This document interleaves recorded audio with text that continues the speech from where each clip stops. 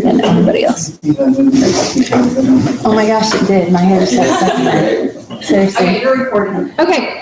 Okay, so to start over a little bit. So last time we talked about making a good sentence, descriptive writing. The next kind of phase of that is talking about literary devices and figurative language. So the reason we're covering this is because you're going to be doing a lot of writing this year. So I kind of want to start off making sure that you know all of the really cool ways that we can use different tools to make our writing really interesting for people to read. Okay, this means that you're going to score higher in your ACT. You're going to do better on any kind of standardized test. You're also going to do better in college, and you'll just be a better person all around if you can use all of these tools. Okay, so I posted my English assignments really late. Usually they're done the Friday before we meet, but I did them yesterday. So did anybody have a chance to watch this video that I posted on the Google Hangout? Okay, or on the Google Classroom. Okay, I didn't figure, so I wanted to just introduce this because I think this is a good video that gives just a really cool recap, and then we're going to go through the list of them, and then we're going to practice making our own, and also kind of doing a little quiz. So that's kind of where we're going. Okay, so let's watch this video first. Hello, my name is Paul. For those of you who don't know me, Hold on. And Brittany, if you can post I wonder if we can turn up like the sound on here. Okay. Let me see. I want to make it loud. This is all of you. Paul, you want to do it just really well. And why you Oh, yeah. That's it. Okay. Let's go back. Sorry for us being pretty techie. That was a silly one. Hello, my name is Paul. For those of you who don't know me in the class, which is all of you, but I'm here to tell you about literary devices and why you need to understand how someone uses them as tools to influence your understanding of a piece of work or the way you think about something in general. These little devices aren't just found in some dead guy's poetry like Shakespeare or a question on a test. Literary devices are all around you. They're a part of pop culture. There are music, TV shows, and movies. Don't believe me? Well, I've come up with some examples to illustrate my point. Hopefully, after seeing them, you'll be more aware of them and the things you like. And in turn, making it easier for you to recognize and analyze them for, I don't know, maybe a paper, a quiz, or a test, which is coming after this video. So let's get to it. First of all, there's alliteration. You might be familiar with this little ditty. Peter Pepper picked a peck of pickled peppers. Impressive, I know, but that's alliteration. It's any time there's repetition to the initial consonant. There should be two repetitions. Let's get this example from the clip.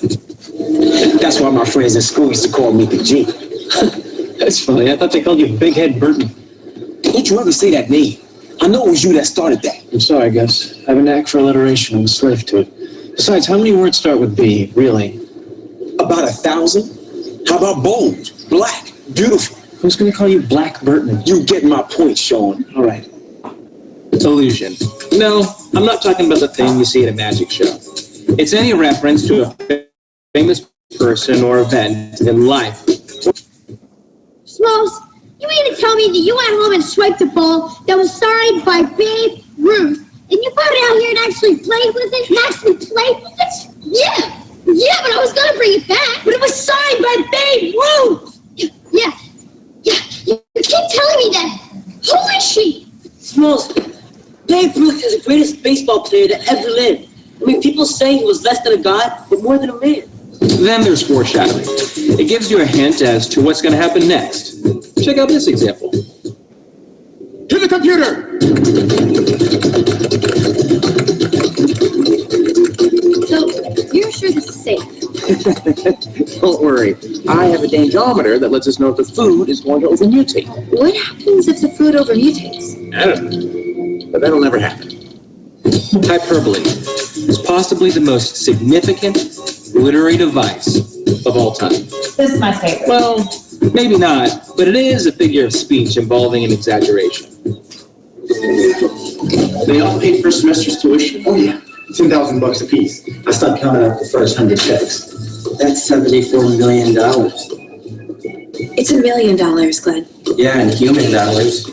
Okay, we gotta do something. Now there's metaphor. which is a comparison in which one thing is said to be another. Shine me out of the sky.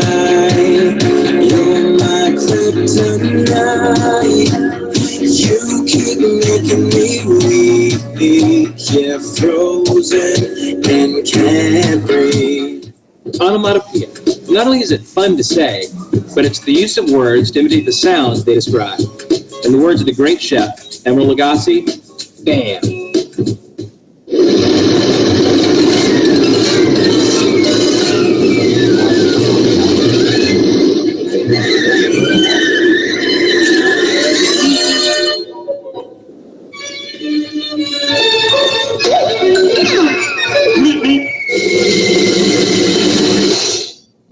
Personification is giving human-like qualities to animals or objects.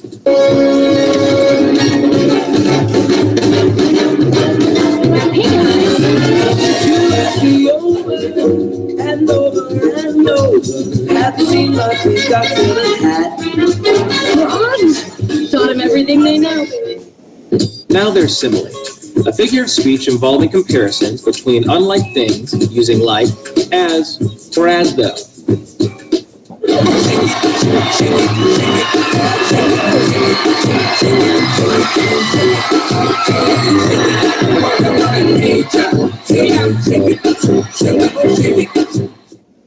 Well, that covers some of the major literary devices that you'll come across.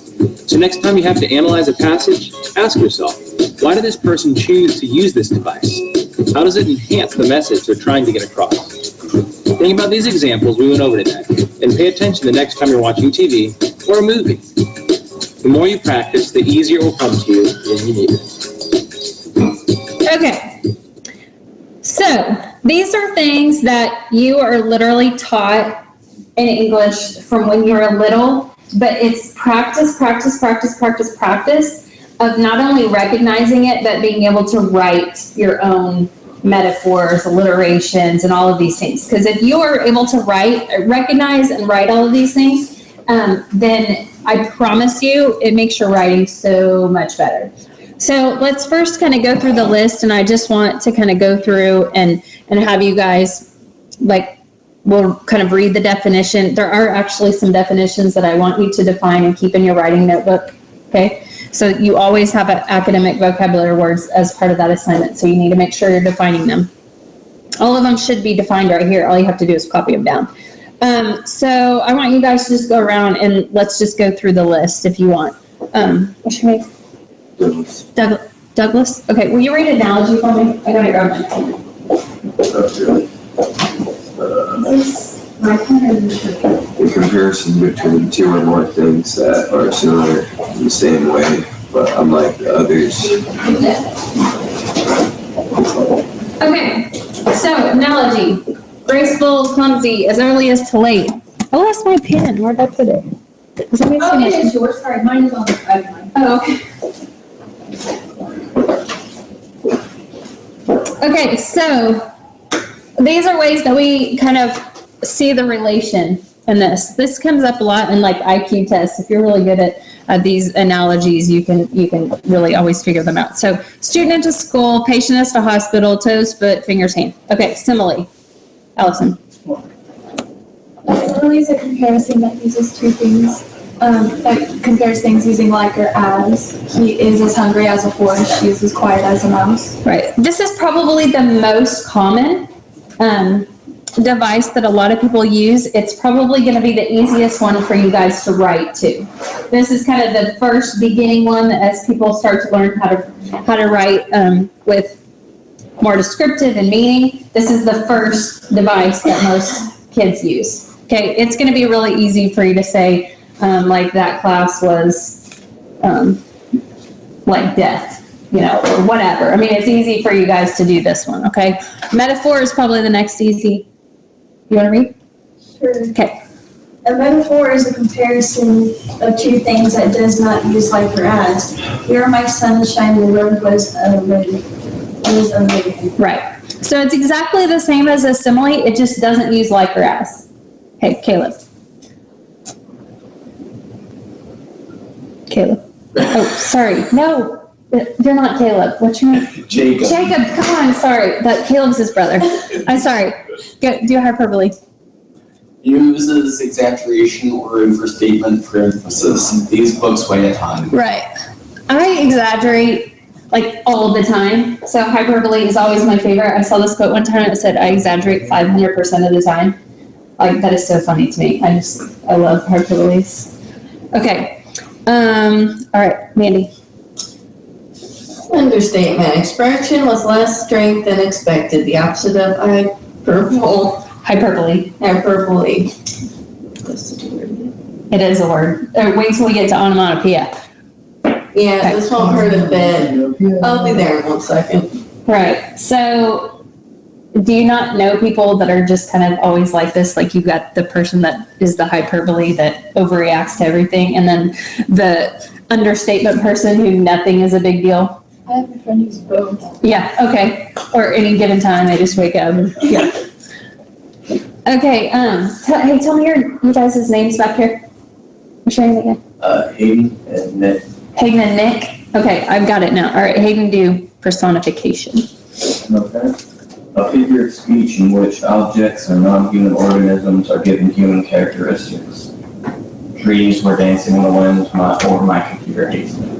Right. This one is also a really easy one for you guys to write yourself.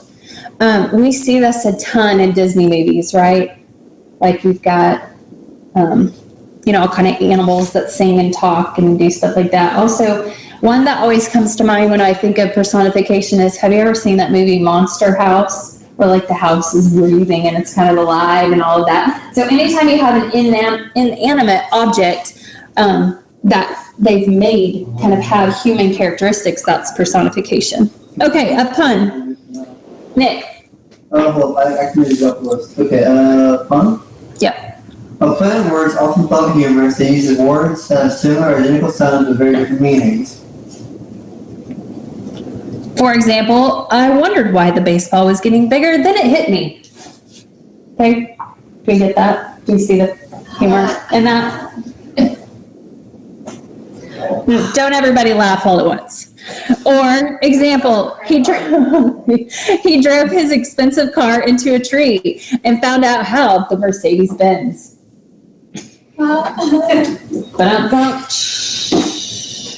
Okay. Nikki, can you read the idiom? A common expression understood figuratively as a literal definition makes no sense.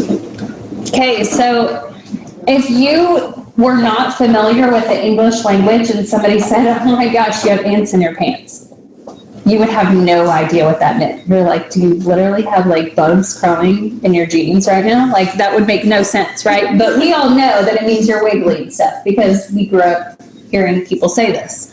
So an idiom is always going to be something that you will make sense to you, but may not make sense to somebody if they didn't know the English language or if they took it really literally. Okay?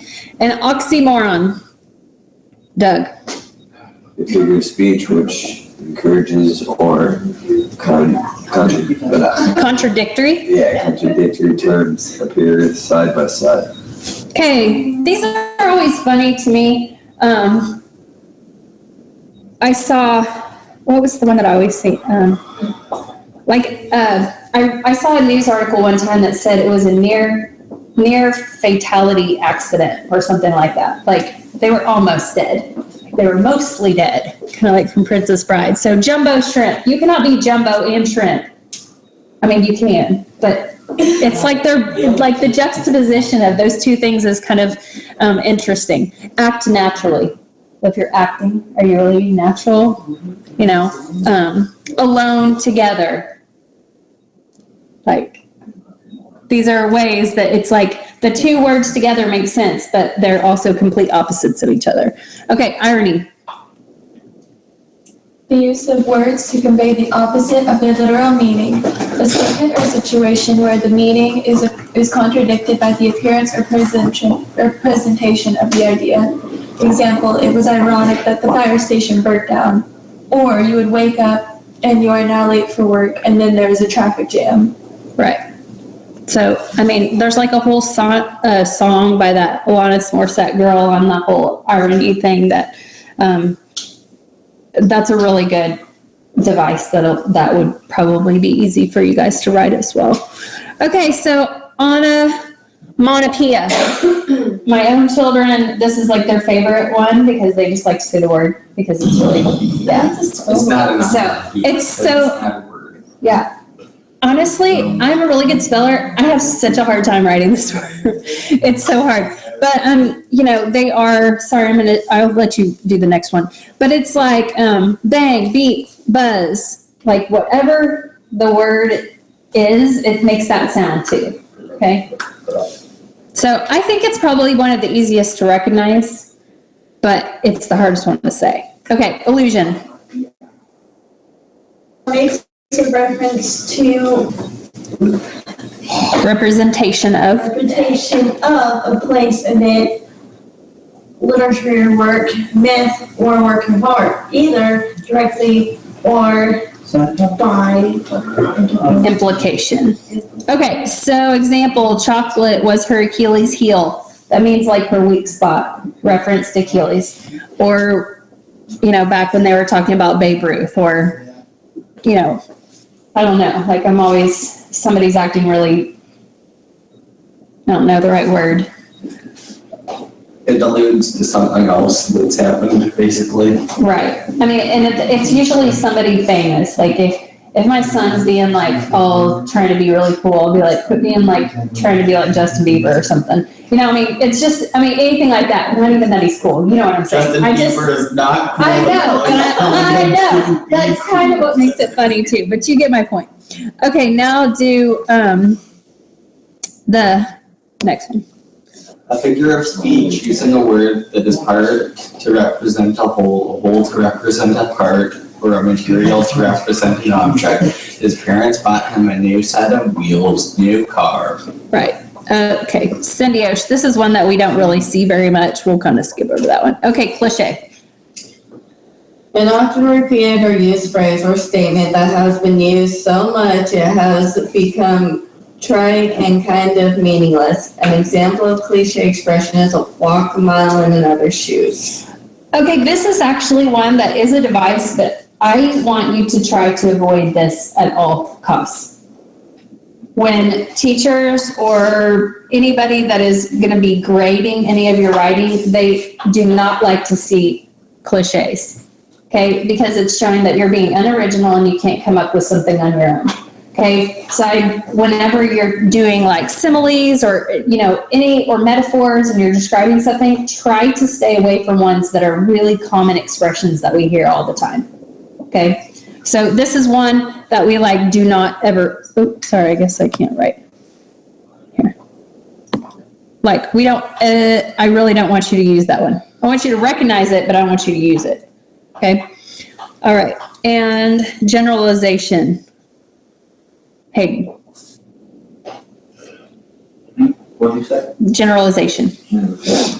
A general statement or concept about people or a group of things. The words sometimes, always, never, most, many, all, generally, seldom, some.